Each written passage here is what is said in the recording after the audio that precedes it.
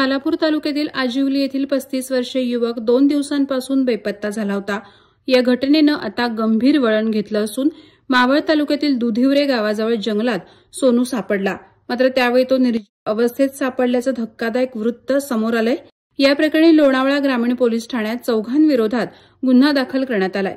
तरुणाचं नाव हनीफ अली शाहजमाल शेख उर्फ सोनू असं असून त्याच्या पत्नीनं 16 जून रोजी वावोशी पोलीस दूरक्षेत्रात मिसिंगची तक्रार दाखल केली होती।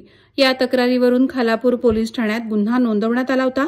पुढील तपासात पोलिसांना मिळालेल्या माहितीनुसार हनीफ अली हा त्यांचे मित्र शुभम राजेंद्र यादव वय 25 राहणार आपटी, अमर मोरे वय 22 राहणार झाडानी, आशिष चव्हाण वय 27 राहणार डोणवत आणि आपटी येथील 17 वर्षीय आरोपी यांच्यासोबत शेव्हरलेट कारने फार्म हाऊसवर मौज मजा करण्यासाठी पुणे मुळशी येथे गेला होता। 17 जून रोजी सकाळच्या सुमारास मुळशीतील गोशाळेच्या शेडमध्ये आशिष आणि हनीफ अली यांच्यात काही कारणास्तव वाद झाला। दोघांनी एकमेकांना तुफान मारहाण केली। यानंतर त्याच दिवशी दुपारी सुमारे 1 वाजण्याच्या सुमारास कारमध्येच चौघांनी मिळून टॉवेल आणि शर्ट वापरून हनीफ अलीला संपवलं आणि पुरावा नष्ट करण्यासाठी त्याचे हात पाय बांधून दुधिवरे गावच्या खिंडीतील जंगलात फेकून दिलं। पोलिसांनी आरोपींना अटक केल्यानंतर त्यांना पोलिसी खाक्या दाखवताच शुभम यादवनं हनीफ अलीला टाकलेलं ठिकाण दाखवलं।